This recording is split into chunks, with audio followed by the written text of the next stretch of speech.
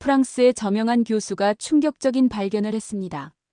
지구 반대편 깊은 산속에서 한국인과 놀라울 정도로 닮은 민족을 발견한 거예요. 마치 복제된 문화를 보는 듯했죠. 찰밥을 지어 먹고 절을 하며 조상을 모시는 의식까지.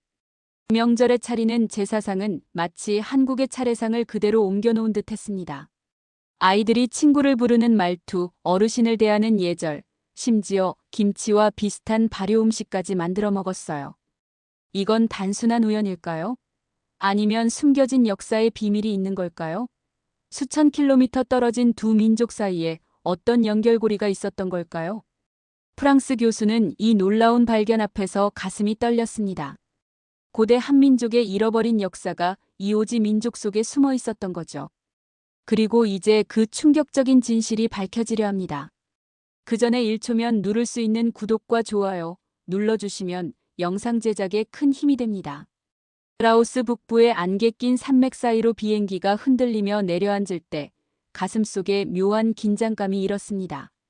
스미소니언 국립박물관의 큐레이터인 저앤 윈슬로가 소수민족 문화유물 조사를 위해 도착한 이곳은 세계지도 한켠에 작게 표시된 외딴 지역이었죠.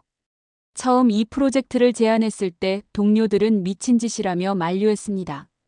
라후족은 거의 연구된 바 없는 폐쇄적인 민족이야. 당신 같은 서양인을 받아들일 리 없어. 하지만 저는 고집을 꺾지 않았어요. 학술적 가치보다는 말로 설명할 수 없는 직감이 저를 이끌었으니까요. 현지 통역가 캐트를 만나 산길을 오르는 4시간 내내 의심이 꼬리를 물었습니다. 진흙탕 오솔길을 올라 발목까지 젖어가는 동안 정말 이 여정이 가치 있을지 무언가를 발견할 수 있을지 갈등했어요. 캐트는 걸음을 멈추더니 이마에 땀을 닦으며 말했습니다. 윈슬로 박사님, 곧 마을이 나와요. 하지만 주의하셔야 해요. 라후족은 외부인에게 속내를 잘 보이지 않아요. 숨이 턱에 차오를 무렵 드디어 산 중턱에 자리 잡은 작은 마을이 모습을 드러냈어요. 초가지붕 목조가옥들이 안개 속에서 아련하게 모습을 드러냈죠. 마을 입구에서 아이들이 호기심 가득한 눈으로 우리를 바라보고 있었습니다. 그때 한 아이가 친구를 향해 외쳤어요. 리나야, 외국인이 왔어. 그 순간 전류가 흐르듯 온몸에 소름이 돋았습니다. 그 말투, 그 어감, 말끝을 살짝 느리는 억양이 너무나 익숙했어요. 마치 제 양아들 다니엘이 설레는 마음으로 엄마야라고 부르는 것과 같았죠. 다니엘은 12살 때 한국에서 입양된 아이입니다. 지금은 대학생이 되었지만 여전히 그 특유의 말투를 간직하고 있어요. 뭔가 이상하네요. 캐트에게 떨리는 목소리로 말했습니다. 이 아이들의 말투가 한국어처럼 들려요. 캐트는 의아한 표정으로 저를 바라봤어요. 어떻게 아세요? 박사님이 한국어를 아시나요? 아니요, 하지만 제 아들이. 그 말투가 너무 비슷해서요. 해가 저물며 마을 사람들이 저희를 위한 간소한 환영식을 준비했습니다. 둥근 원을 그리며 모닥불 주위에 앉아 음식을 나누는 모습에서 강한 공동체 의식이 느껴졌어요. 노인들이 먼저 음식을 받고 그 다음 어른들, 마지막으로 아이들이 차례를 기다리는 모습이 한국에서 본 가족 식사와 놀랍도록 정확히 같았습니다. 밤이 깊어가며 임시 숙소에 누워 비좁은 야전 침대에서 뒤척였어요. 머릿속은 혼란스러웠습니다. 지구 반대편 전혀 다른 역사와 환경에서 자란 민족이 왜 다니엘의 고향과 이렇게 비슷한 느낌을 주는 걸까요? 태평양을 건너 한국에서 미국으로 입양된 아들과 이 고립된 아시아. 산악 부족 사이에 어떤 연결고리가 있는 걸까요? 학문적 호기심을 넘어 가슴 깊은 곳에서 울리는 직감은 이것이 단순한 우연이 아니라고 말하고 있었습니다. 새벽 안개가 산등성이를 감싸는 이른 아침, 마을 전체가 부산하게 움직이기 시작했습니다. 캐트는 오늘이 조상을 기리는 라후족의 중요한 명절이라고 알려주었어요. 평소엔 조용하던 마을이 갑자기 활기를 띠었죠. 저는 서둘러 카메라와 녹음기를 챙겼습니다. 이런 의식은 문화 인류학자에겐 금광과도 같으니까요. 하나의 의례 속에 그 민족의 역사와 가치관, 세계관이 모두 담겨 있답니다. 여성들이 아침 일찍부터 대형 솥에 쌀을 씻어 넣고 있었어요. 호기심에 다가가 보니 그것은 찹쌀이었습니다. 손가락으로 만져보니 한국 떡처럼 찰진 느낌이 들었어요. 한 여성이 제게 웃으며 뭔가를 건넸습니다. 받아든 것은 쌉쌀한 맛이 나는 절임 채소였어요. 캐트가 통역해 주었죠. 명절 전에 미리 준비해둔 특별한 반찬이래요. 그 맛, 그 질감에 놀라 눈이 커졌습니다. 이거 김치 같은데요? 캐트는 제 말을 이해하지 못했지만 저는 확신했어요. 이건 분명 한국의 김치와 비슷한 음식이었습니다. 다니엘이 그토록 좋아하던 반찬, 처음엔 이해할 수 없었던 그 맛이 여기서 다시 만나게 될 줄은 상상도 못했죠. 마을 중앙에서는 남성들이 나무 단상을 설치하고 있었어요. 그 위에 큰 그릇들이 놓이고 중앙에는 특별한 자리가 마련되었습니다. 저는 무슨 의식인지 물었고 캐트는 조상님께 드리는 음식이라고 설명했어요. 의식이 시작되자 마을 사람들이 모두 모였고 촌장으로 보이는 노인이 단상 앞에 섰습니다. 그때 마을 남자들이 큰 접시를 들고 왔어요. 그 순간 제 심장이 멎는 듯 했습니다. 접시 위에는 삶은 돼지머리가 놓여 있었거든요. 그 광경에 순간 현기증이 일었습니다. 마치 다니엘이 보여준 한국 드라마 속 제사 장면과 똑같았어요. 이건 한국의 제사와 너무 흡사해요. 저도 모르게 중얼거렸습니다. 촌장은 일종의 주문을 외우며 제단 앞에 절을 했어요. 사람들도 따라서 엎드렸습니다. 그들의 기도하는 모습, 음식을 바치는 순서, 심지어 자리 배치까지 한국의 의례와 놀라울 정도로 닮아 있었죠. 저는 손이 떨려 카메라를 제대로 들 수 없었습니다. 이건 단순한 우연이 아니었어요. 어떻게 지구 반대편에 있는 민족들이 이렇게 유사한 의식을 가질 수 있을까요? 의식이 끝나고 사람들은 함께 음식을 나누기 시작했습니다. 저는 캐트에게 물었어요. 이 의식은 얼마나 오래된 건가요? 캐트는 마을 노인과 이야기를 나눈 후 대답했습니다. 그들의 조상 때부터 내려온 거래요. 수백 년, 어쩌면 1000년이 넘었을지도 모른대요. 그날 밤 텐트에서 다니엘에게 전화를 걸었습니다. 다니엘, 믿기 힘든 일이 있었어. 여기서 본 의식이 내가 보여준 한국 드라마의 제사와 거의 같았어. 다니엘은 잠시 침묵하더니 흥분된 목소리로 물었어요. 사진 찍었어요? 보내줄 수 있어요? 메시지로 사진을 보내자 다니엘은 즉시 답장을 보냈습니다. 엄마, 이건 완전히 한국 차례상이에요. 어떻게 이런 일이? 저도 같은 의문에 사로잡혀 있었습니다. 이 산속 깊은 곳의 민족이 한국과 어떤 연관이 있는 걸까요? 역사적으로 접점이 있었을까요? 아니면 인류 공통의 의식이 우연히 비슷한 형태로 발전한 걸까요? 이 수수께끼는 저를 잠 못 이루게 했습니다. 방금 본 풍경이 머릿속에서 떠나지 않았어요. 마치 시간과 공간을 초월해 어떤 숨겨진 연결고리를 발견한 듯한 느낌이었죠. 라후족 마을에 머문 지 2주째, 저는 본격적인 조사를 시작했습니다. 한국과의 연관성에 대한 단서를 찾기 위해 마을의 역사와 전설에 집중했어요. 특히 노인들의 이야기에 귀를 기울였죠. 오랜 세월을 산 그들의 기억 속에 진실의 조각이 숨어 있을 테니까요. 마을에서 가장 연로한 사람은 90세가 넘은 카라 할아버지였습니다. 그의 주름진 얼굴은 깊은 계곡처럼 세월의 흔적을 품고 있었어요. 저는 캐트와 함께 그의 집을 찾아갔습니다. 낮은 천장에 목조가 오간 카라 할아버지는 창가에 앉아 파이프 담배를 피우고 있었어요. 우리 조상들에 대해 알고 싶다고. 캐트의 통역을 들은 카라 할아버지는 깊은 한숨을 내쉬었습니다. 우리는 눈 덮인 북쪽 산맥에서 온 사람들이야. 아주 오래전 전쟁을 피해 남쪽으로 내려왔지. 그의 말에 온몸에 전율이 흘렀어요. 북쪽에서 온 사람들이라니. 이것은 단순한 이야기가 아니었습니다. 제가 워싱턴 대학에서 들었던 고구려 유민 이주설이 떠올랐어요. 고구려가 멸망한 후 많은 사람들이 남아있다는 이론이었죠. 그 북쪽 산맥이 어디인지 더 자세히 알고 계신가요? 저는 떨리는 목소리로 물었습니다. 카라 할아버지는 눈을 감고 오랜 기억을 더듬더니 대답했어요. 내 할아버지의 할아버지가 말하길 우리 조상들은 아침에 해가 뜨는 곳 넘어 큰 강이 흐르는 땅에서 살았다고 해. 동쪽의 큰 강이라. 압록강일까요?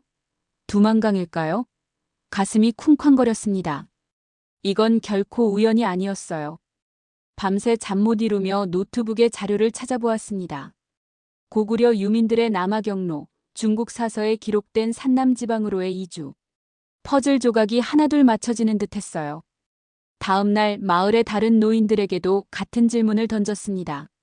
놀랍게도 그들의 이야기는 일관되었어요. 북쪽에서 내려온 조상들, 전쟁을 피해 남아한 역사, 심지어 일부 노인들은 우리 조상들은 원래 산과 바다가 만나는 곳에서 살았다고 말했습니다. 한반도의 지형과 너무나 흡사했어요. 캐트에게 물었습니다. 이 이야기들이 어디에 기록되어 있나요? 캐트는 마을 뒤편 작은 신전으로 저를 안내했어요. 그곳에는 오래된 두루마리들이 보관되어 있었습니다. 저는 떨리는 손으로 그것을 펼쳤어요. 이해할 수 없는 문자들이었지만 그림은 분명했습니다. 북쪽에서 내려오는 사람들, 산을 넘고 강을 건너는 여정이 그려져 있었어요. 저는 그 자리에서 다니엘에게 전화를 걸었습니다. 다니엘, 믿을 수 없는 발견을 했어. 라후족이 한국과 연관되어 있을 가능성이 높아. 제 목소리는 흥분으로 떨렸어요. 다니엘도 신이 나서 대답했습니다. 정말요? 그럼 저도 그들과 연결되어 있는 거네요. 그날 밤 마을 촌장이 저를 초대해 함께 식사를 했습니다. 대화 중 촌장은 말했어요. 당신이 우리 역사에 관심을 가진다는 말을 들었소.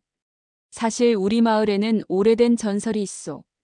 우리 조상들은 고라는 이름의 강한 나라에서 왔다고 하오. 고라는 나라.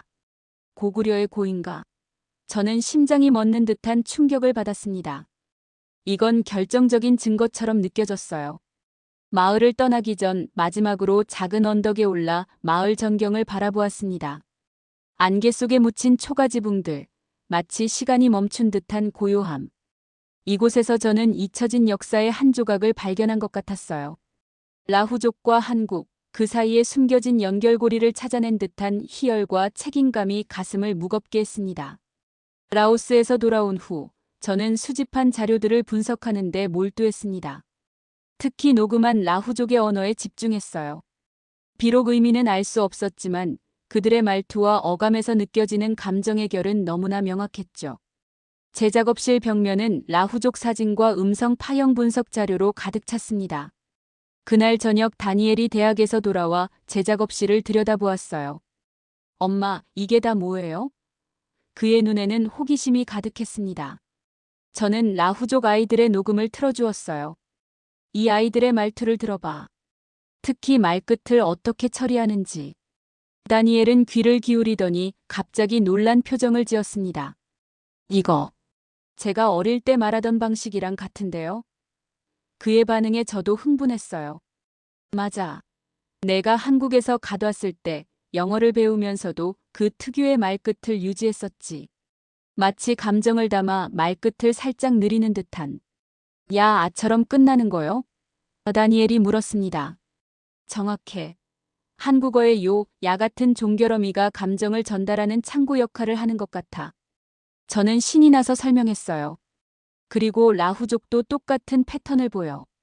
이건 단순한 언어 구조가 아니라 감정을 전달하는 방식이야.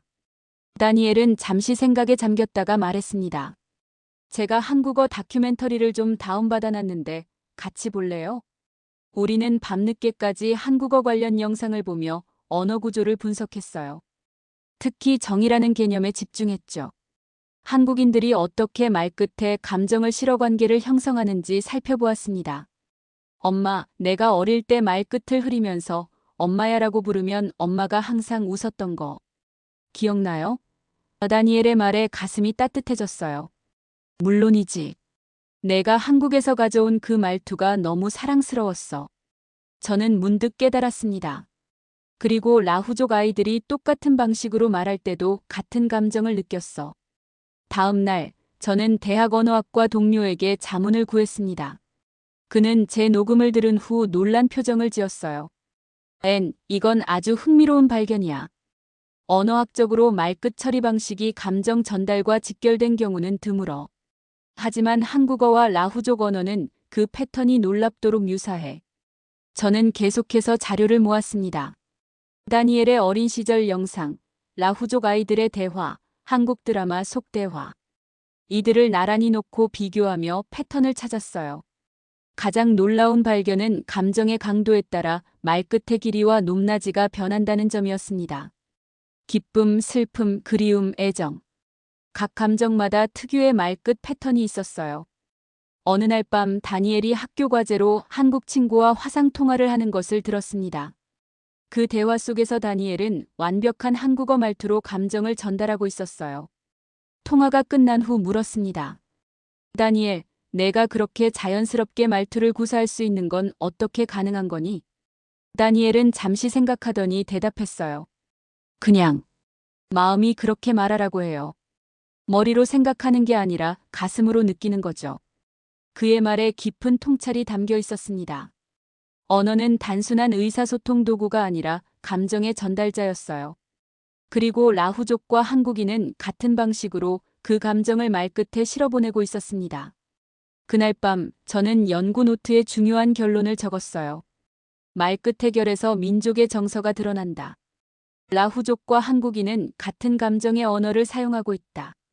이 발견은 단순한 학문적 호기심을 넘어 인류의 연결성에 대한 깊은 통찰로 이어졌습니다.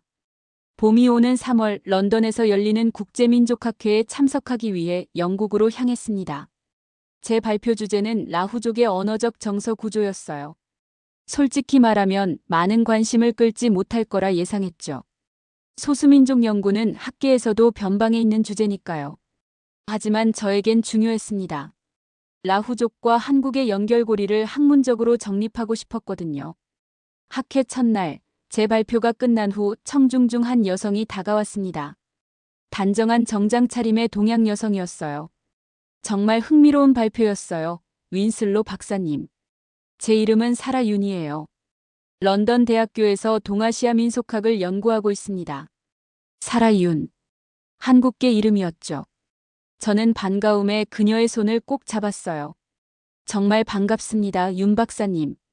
혹시 라후족과 한국의 연관성에 대해 어떻게 생각하세요? 사라는 미소를 지으며 대답했습니다. 사실 그래서 찾아왔어요. 선생님의 연구가 제 할머니 이야기를 떠올리게 했거든요.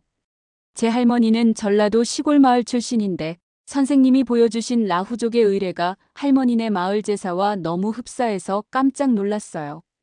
그녀의 말에 가슴이 뛰었습니다. 드디어 제 연구에 공감하는 전문가를 만난 거예요. 우리는 학회장 근처 카페로 자리를 옮겨 대화를 이어갔습니다. 사라는 영국에서 태어났지만 한국 문화에 깊은 애정을 가진 학자였어요. 특히 민속신앙과 의례에 전문성을 갖고 있었죠. 제가 라후족 영상을 좀 더 보여드려도 될까요? 노트북을 열고 현장에서 촬영한 영상을 보여주었습니다. 특히 명절 의식과 아이들의 대화 장면에 집중했어요. 사라는 영상을 보며 계속해서 놀라는 표정을 지었습니다. 이건 마치 우리 할머니네 마을 같아요. 심지어 저 상차림 방식, 저라는 순서까지. 더 놀라운 일은 사라가 라후족 아이들의 말투를 듣고 보인 반응이었어요. 이 아이들의 말끝 억양, 이건 완전히 한국 남부 사투리예요. 특히 전라도 지역에서 많이 쓰이는. 그녀의 말에 제 심장이 빠르게 뛰었습니다. 제가 느낀 것이 단순한 착각이 아니었어요. 그날 밤 사라와 저는 늦게까지 이야기를 나누었습니다. 그녀는 자신의 연구 자료도 공유해 주었어요. 특히 한국 남부 지역의 방언과 의례에 관한 녹음 자료는 저에게 큰 도움이 되었죠. 라후족의 말투와 놀랍도록 유사했거든요. 윈슬로 박사님, 우리 함께 이 연구를 진행해 보면 어떨까요? 사라가 제안했습니다. 저는 한국 문화의 전문가고 선생님은 라후족을 직접 연구하셨으니 정서 중심의 비교 연구를 함께하면 좋은 결과가 나올 것 같아요. 그녀의 제안에 망설임 없이 동의했어요. 이것은 단순한 학문적 협업을 넘어 운명적인 만남처럼 느껴졌습니다. 두 문화 사이의 연결고리를 찾는 여정에 완벽한 파트너를 만난 거죠. 다음 날 사라는 저를 런던 대학교 자신의 연구실로 초대했어요. 벽면에는 한국 각 지역의 문화 지도가 붙어 있었고 책장에는 수많은 민속학 자료가 가득했습니다. 이건 제가 5년 동안 모은 한국 남부 지역의 방언 지도예요. 사라가 커다란 지도를 펼쳤어요. 특히 전라도와 경상도 지역의 말끝 처리 방식에 주목해보세요. 지도를 살펴보니 지역별로 말끝의 높낮이와 길이가 다르게 표시되어 있었습니다. 흥미롭게도 전라남도 지역의 패턴이 제가 라후족에게서 발견한 것과 가장 유사했어요. 이건 놀라운데요. 혹시 역사적으로 고구려 유민들이 한반도 남부로 이동한 기록이 있나요? 사라는 고개를 끄덕였습니다. 있어요. 삼국사기와 중국 사서에 따르면 고구려 멸망 후 상당수의 유민이 남아있다는 기록이 있어요. 일부는 바다를 건너 일본으로, 일부는 남쪽 지방으로 이동했죠. 그녀의 말에 제 머릿속에서 퍼즐 조각이 맞춰지는 느낌이 들었어요. 저는 노트북을 열어 다니엘의 어린 시절 영상을 보여주었습니다. 이건 제 아들이에요. 한국에서 입양됐는데 말투가 라후족 아이들과 정말 비슷해요. 사라는 영상을 주의 깊게 보더니 감탄했어요. 정말 그렇네요.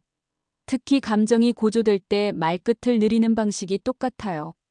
그날 오후, 우리는 정서 중심 비교 연구의 틀을 잡았습니다. 단순한 언어 구조가 아니라 감정을 전달하는 방식, 공동체 의식, 의례의 형태까지 포함한 종합적인 접근법이었어요. 이건 학계의 새로운 지평을 열 수 있는 연구예요. 사라의 눈이 빛났습니다. 런던에서의 마지막 날, 사라는 저를 자신의 가족 모임에 초대했어요. 그녀의 부모님은 영국에 정착한 한국인 1세대였죠. 작은 아파트에서 열린 저녁 식사에서 저는 또 다른 문화적 충격을 경험했습니다. 그들이 서로를 대하는 방식, 음식을 나누는 순서, 심지어 대화의 리듬까지 라후족 마을에서 봤던 것과 너무나 닮아 있었어요. 윈슬로 박사님 잡수세요. 사라의 어머니가 음식을 권하셨습니다. 그 말투, 그 온기가 라후족 노인들과 같았어요. 저는 그 순간 깨달았습니다. 이건 단순한 언어적 유사성이 아니라 정서의 유전자와도 같은 것이었죠. 민족의 핵심을 이루는 감정의 구조가 수천 년의 시간과 수천 킬로미터의 거리를 넘어 보존되어 온 것이었습니다. 사라와의 공동 연구가 시작된 지 6개월 후, 우리는 국제문화유산학회에서 연구 결과를 발표하기로 했습니다.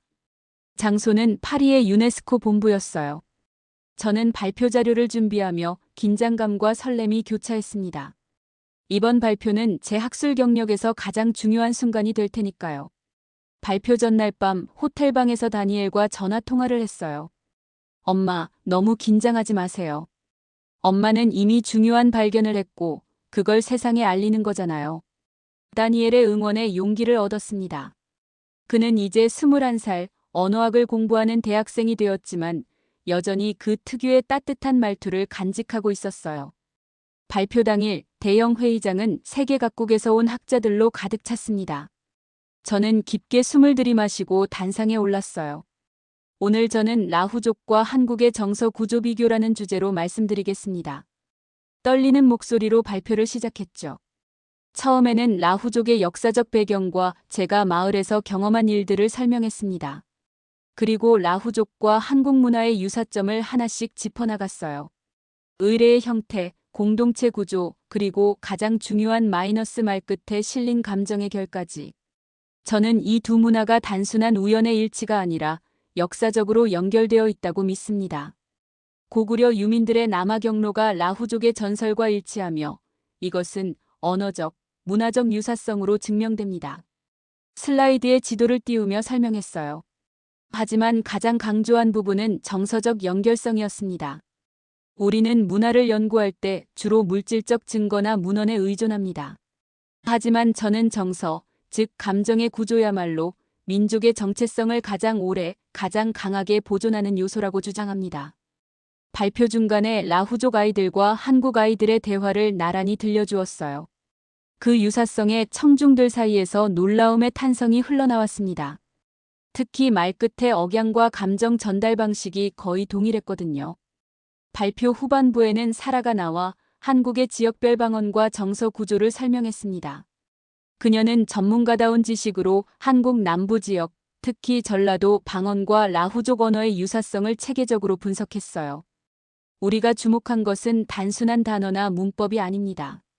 그것은 정이라는 한국의 고유한 정서가 라후족에게서도 동일하게 발견된다는 점이에요.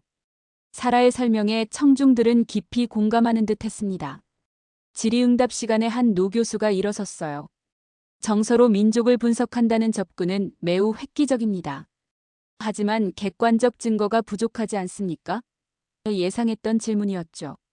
저는 준비한 자료를 보여주었습니다. 저희는 음성학적 분석, 역사적 문헌, 그리고 DNA 샘플까지 수집했습니다. 라후족과 한국 남부 지역 주민들 사이에는 유전적 유사성도 발견되었어요. 과학적 데이터가 화면에 나타났고 청중들은 납득한 듯 고개를 끄덕였습니다. 발표가 끝난 후 여러 학자들이 다가와 축하와 함께 질문을 쏟아냈어요. 그중 한 일본 학자는 이 연구는 동아시아 민족 이동사의 새로운 시각을 제공합니다라고 칭찬했습니다. 중국 측 연구자들은 약간 불편한 기색을 보였지만 데이터 자체를 부정하진 못했어요. 그날 밤 사라와 함께 파리의 작은 레스토랑에서 성공적인 발표를 자축했습니다. 우리가 해냈어요, 앤. 사라가 와인 잔을 들어 건배를 제안했어요. 저는 감격에 젖어 대답했습니다. 이건 시작에 불과해요. 아직 밝혀낼 이야기가 많이 남았어요. 창밖으로 에펠탑의 불빛이 반짝이는 가운데 저는 다니엘에게 문자를 보냈어요. 발표 대성공이었어. 내가 있었다면 더 좋았을 텐데. 곧바로 답장이 왔습니다. 알고 있었어요, 엄마. 엄마는 항상 성공하니까요. 그 순간 제 마음속에 확신이 들었습니다.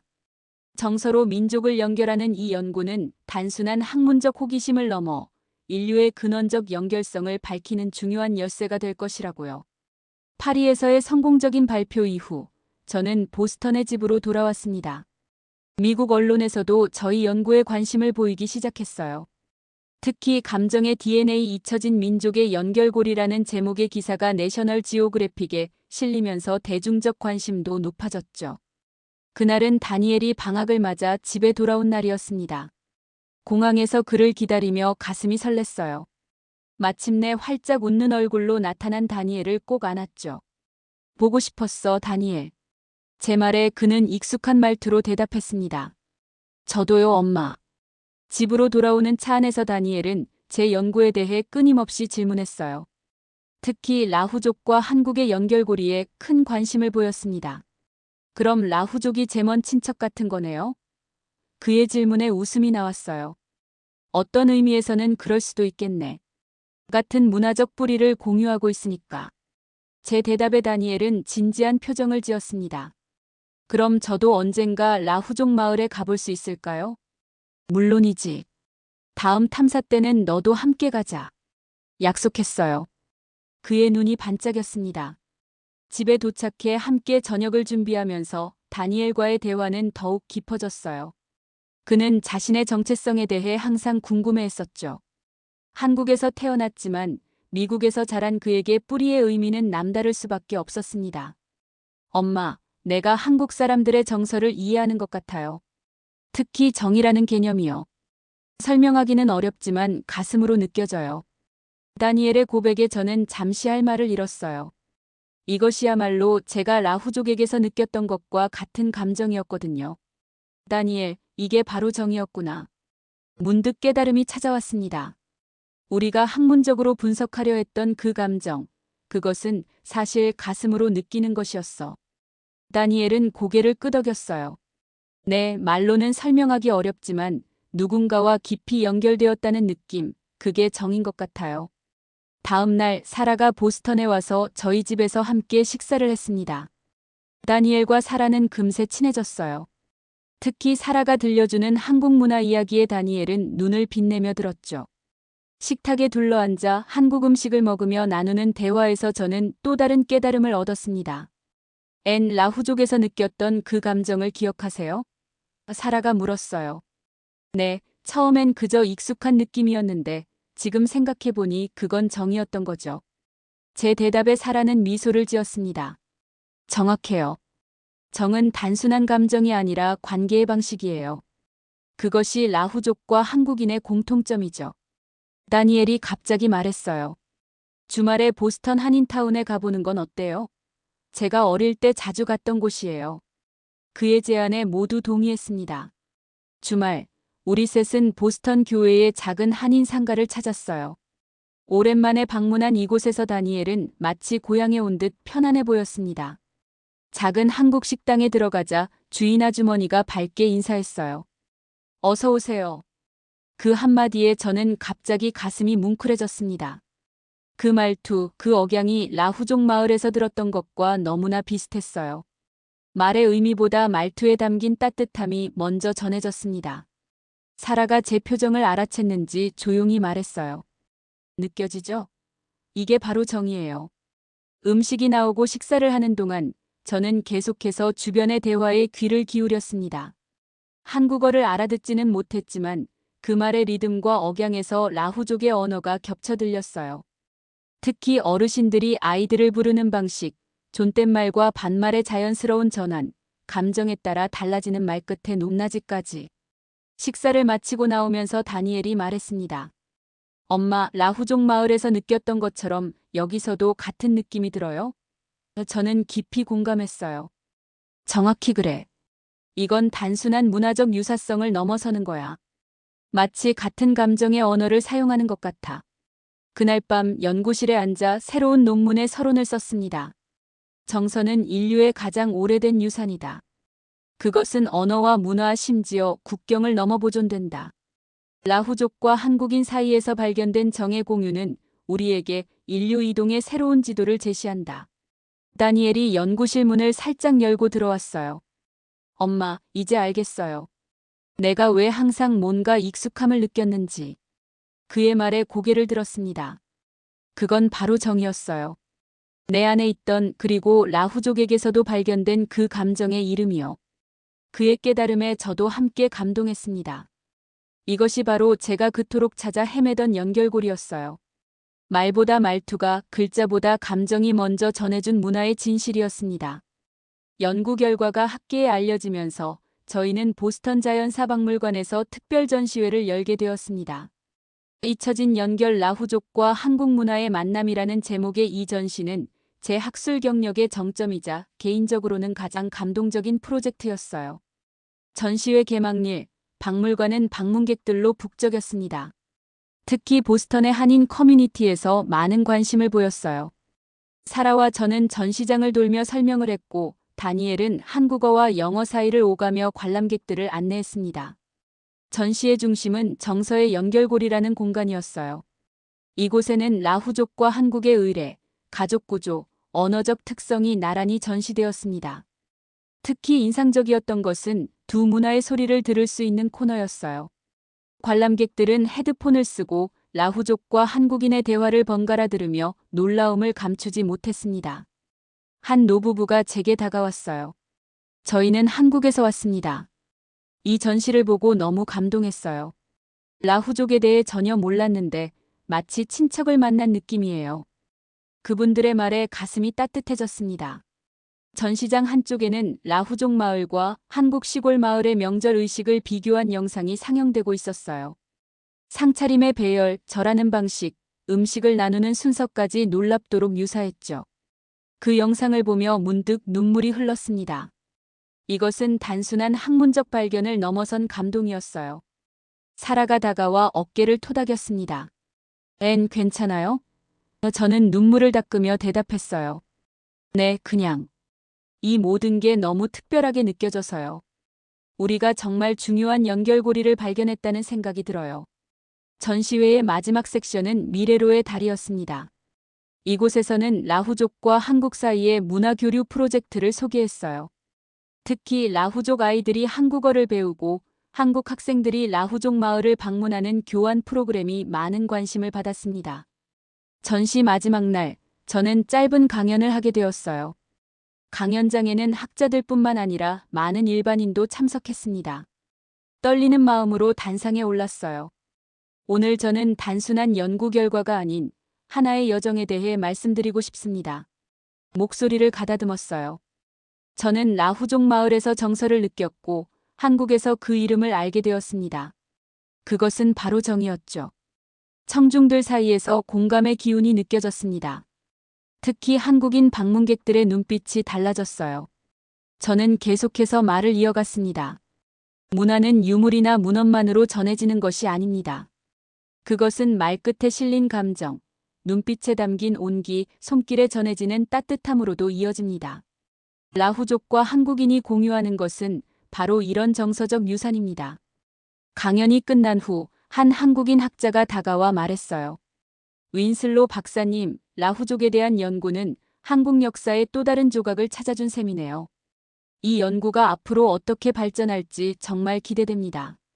전시회가 성공적으로 마무리된 후 저는 논문 제목을 최종 결정했습니다. 말끝에 담긴 기억 라후족과 한국의 정서 문화 비교. 이 논문은 제 학술 경력에서 가장 중요한 작업이 될 것이었어요. 그날 저녁 다니엘과 함께 집에서 조용히 저녁을 먹으며 대화를 나눴습니다. 엄마, 이번 연구로 저도 많은 것을 배웠어요. 제 뿌리에 대해, 그리고 제가 왜 그렇게 느끼는지에 대해서요. 다니엘의 말에 깊이 공감했어요. 나도 그래. 라후족을 연구하면서 오히려 너를 더 깊이 이해하게 된 것 같아. 잠시 생각에 잠기다가 말을 이었습니다. 다니엘, 언젠가 우리 함께 한국에 가보는 게 어떨까? 다니엘의 눈이 반짝였어요. 정말요? 저 항상 가보고 싶었어요. 그는 잠시 고민하더니 말했습니다. 그리고 라후족 마을도 함께 방문할 수 있을까요? 저도 그들을 직접 만나보고 싶어요. 물론이지. 이건 우리의 여정이니까. 약속했어요. 창밖으로 보스턴의 밤하늘이 별빛으로 빛나고 있었습니다. 그날 밤 일기를 쓰며 생각했어요. 지구 반대편 산골짜기에서 시작된 이 여정이 결국 내 앞에 있던 진실로 이어졌다는 것이.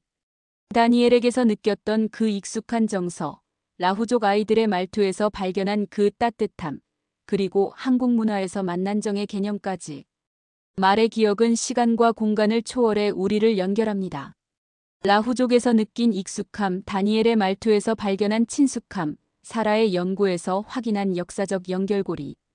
이 모든 것은 우리가 생각했던 것보다 인류의 역사가 더 깊게 얽혀 있음을 보여주었죠. 책상 위에는 이제 새로운 연구 계획이 놓여 있었습니다. 라후족과 한국의 연결고리를 넘어 동아시아 전역의 정서 지도를 그려보는 야심찬 프로젝트였어요. 하지만 오늘 밤은 연구자로서가 아니라 한 아이의 엄마로서 감사함을 느꼈습니다. 다니엘을 통해 알게 된 한국, 그리고 라후족에서 발견한 잊혀진 연결고리. 일기장을 덮으며 마지막 문장을 적었어요. 말끝에 담긴 따뜻함이 결국 우리를 하나로 이어주었다. 이제 나는 안다. 정서야말로 가장 오래되고 가장 강력한 인류의 유산임을. 창밖의 별을 바라보며 생각했습니다. 이 여정은 끝이 아닌 시작이라고요. 다니엘과 함께할 한국 여행, 그리고 그 너머에 펼쳐질 새로운 발견들. 말의 기억을 따라가는 이 여정이 앞으로 어디로 저를 이끌지 설렘과 기대로 가슴이 벅차올랐습니다. 여러분은 이 이야기를 듣고 어떤 생각이 드셨나요? 여러분의 생각을 아래 댓글에 남겨주세요. 그리고 감동적인 사연을 주변 사람들과 공유하고 함께 이야기 나눠보세요. 마지막으로 1초밖에 걸리지 않는 구독과 좋아요, 알림 설정은 영상 제작에 큰 힘이 됩니다.